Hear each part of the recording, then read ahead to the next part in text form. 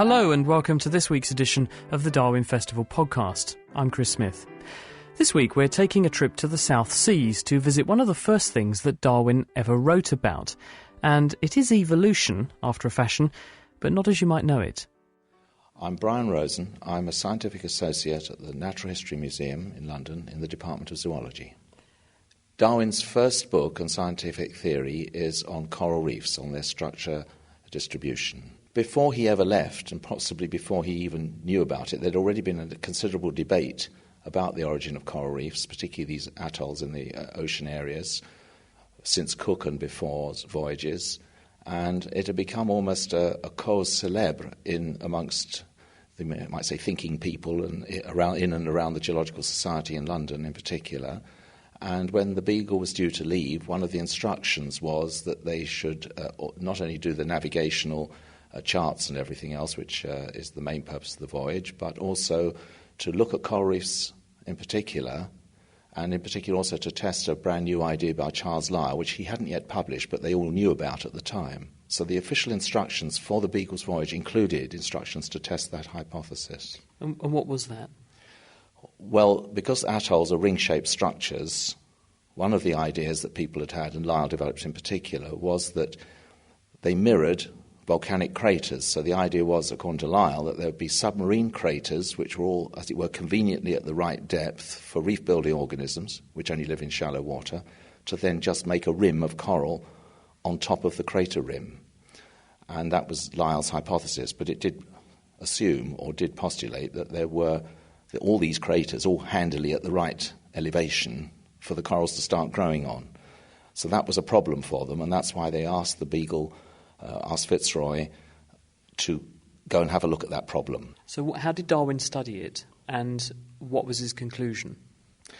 Well, interestingly, and much is now made of this, he developed his own alternative hypothesis. He himself claims, before he ever saw a coral reef, he says he developed it on the coast of South America long before he ever saw a coral reef.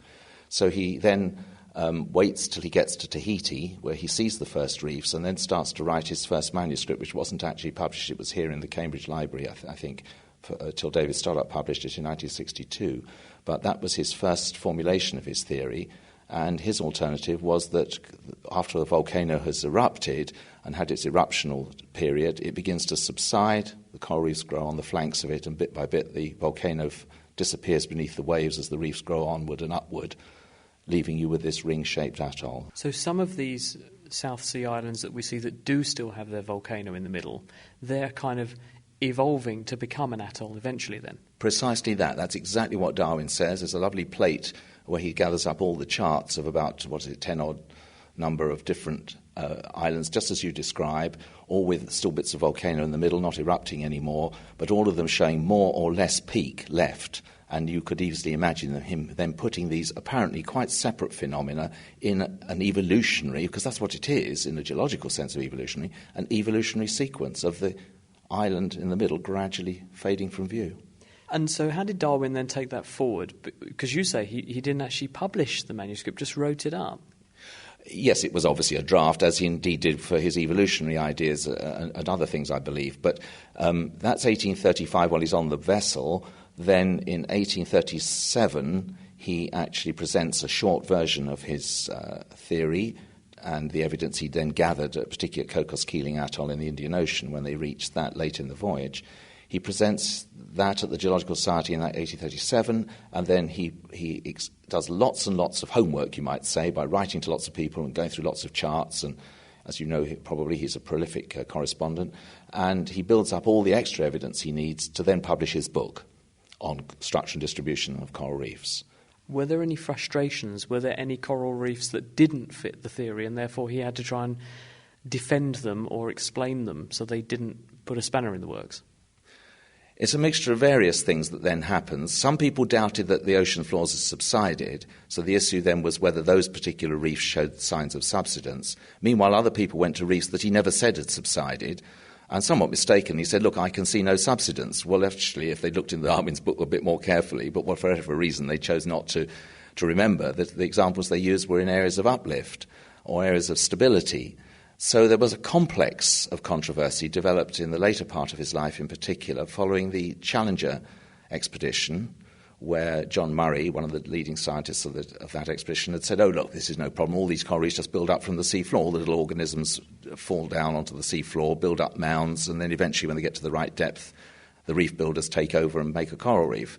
And that was the beginning of a long period of controversy. And some people say that the bias was that the people who challenged Darwin's theory mostly were zoological, while a lot of the people who embraced it were largely geological, which is interesting too.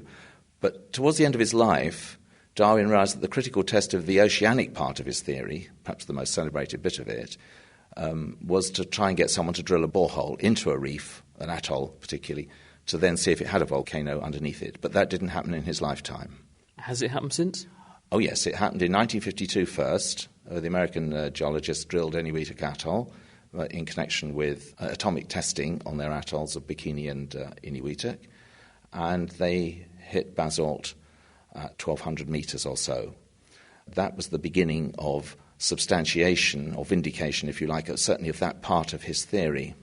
Other atolls have been drilled since, so we're quite happy with that picture for individual atolls. In addition, plate tectonics shows that the ocean floors have subsided, because as well as moving sideways, the oceanic plates also get deeper as they move outward and away from the mid-ocean ridges. But the big complication also was the recognition of the effects of glaciation on sea level change, which is another story again. And how did that fit into the picture? Because, of course, that's an additional complication that he would have struggled to have to explain. Precisely that. In fact, I call this part of my talk this afternoon complication, and the other part is called vindication.